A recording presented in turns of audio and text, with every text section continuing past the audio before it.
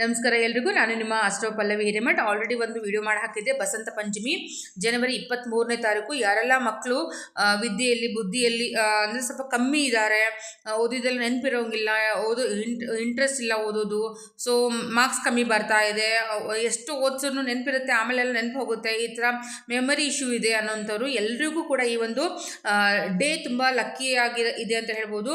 ಇದು ಪ್ರತಿ ವರ್ಷ ಬಸಂತ ಪಂಚಮಿ ಅನ್ನುವಂಥ ಒಂದು ದಿನ ಆಗಿರುತ್ತೆ. ಈ ದಿನವನ್ನು ನಾವು ಆಲ್ರೆಡಿ ಮಹಾ ಸರಸ್ವತಿ ದಿನವನ್ನಾಗಿ ನಾವು ಆರಾಧನೆ ಮಾಡ್ತೀವಿ. ಅವತ್ತು ನೀವು ಸರಸ್ವತಿ ದೇವಿಯನ್ನ ಫೋಟೋವನ್ನು ಇಟ್ಕೊಂಡು ಪೂಜೆ ಮಾಡೋದ್ರಿಂದ, ಸರಸ್ವತಿ ಮಂತ್ರಗಳನ್ನು ಜಪನೆ ಮಾಡೋದ್ರಿಂದ, ಅಥವಾ ನೀವು ಏನಂತಾರೆ ತುಪ್ಪದ ದೀಪವನ್ನು ನೀವು ಹಚ್ಚಿಕೊಂಡು ಆರಾಧನೆ ಮಾಡೋದ್ರಿಂದ ನಿಮಗೆ ಅದರಿಂದ ತುಂಬ ರೀತಿಯ ಒಳ್ಳೆಯ ಬೆನಿಫಿಟ್ಸ್ ನಿಮಗೆ ಸಿಗುತ್ತೆ. ಅದ್ರ ಜೊತೆಗೆ ಏನಪ್ಪ ಅಂದರೆ ಈ ಒಂದು ಕೆಳಗಡೆ ಯಂತ್ರವನ್ನು ನೀವು ಏನು ಮಾಡ್ಕೋಬಹುದು ಅಂತಂದಾಗ ಅವತ್ತಿನ ದಿನಾನೇ ಅಂದರೆ 23ನೇ ತಾರೀಕು ನೀವು ಈ ಯಂತ್ರವನ್ನು ನೀವು ತಯಾರು ಮಾಡಿ ನಿಮ್ಮ ಕೈಯಾರೆ ಅದನ್ನು ಪೂಜೆ ಪುನಸ್ಕಾರಗಳನ್ನು ಮಾಡಿ ಆ ಯಂತ್ರವನ್ನು ತದನಂತರ ನೀವು ನಿಮ್ಮ ಪುಸ್ತಕದಲ್ಲಿ ಇಟ್ಕೊಳ್ಳಿ ಅಂತ ಹೇಳ್ತಾ ಇದ್ದೀನಿ.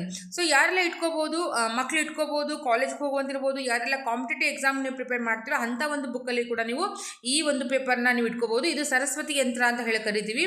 ಸೊ ನಿಮಗೆ ವಿದ್ಯೆ ಬುದ್ಧಿ ಅಥವಾ ಮೆಮೊರಿ ಪವರ್ ಇನ್ಕ್ರೀಸ್ ಆಗುತ್ತೆ, ಎಲ್ಲ ರೀತಿಯಿಂದ ಗ್ರೋತ್ ಆಗೋಕ್ಕೆ ನಿಮಗೆ ಸಹಾಯ ಆಗುತ್ತೆ. ಯಾರೆಲ್ಲ ಈ ವಿಡಿಯೋನ ನೋಡ್ತಾ ಇದ್ರು, ಸೊ ನಿಮ್ಮೆಲ್ಲ ರಿಲೇಟಿವ್ಸ್ಗಳಿಗೂ ಇದನ್ನು ಶೇರ್ ಮಾಡಿ, ಫ್ರೆಂಡ್ಸ್ ಫ್ಯಾಮಿಲಿಗೂ ಶೇರ್ ಮಾಡಿ.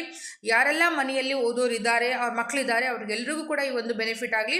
ಯೂಶ್ವಲಿ ಯಂತ್ರಗಳು ಅಷ್ಟು ಬೇಗ ಸಿಗೋದಿಲ್ಲ, ಸೊ ನಿಮಗೆಲ್ಲ ಅನುಕೂಲ ಆಗಲಿ ಅನ್ನೋ ಉದ್ದೇಶದಿಂದ ಈ ಒಂದು ಯಂತ್ರವನ್ನು ನಾನು ಮಾಡಿ ಹಾಕಿದ್ದೀನಿ. ಸೊ ಇದನ್ನು ನೀವು ಎಲ್ಲರೂ ಈ ಬೆನಿಫಿಟ್ನ ತಗೊಳ್ಳಿ. ಮಾ ಸರಸ್ವತಿ ಕೃಪಾ ಕಟಾಕ್ಷ ಆಶೀರ್ವಾದ ನಿಮ್ಗೆಲ್ರಿಗೂ ಸಿಗಲಿ ಅಂತ ನಾನು ಹಾರೈಸ್ತೀನಿ.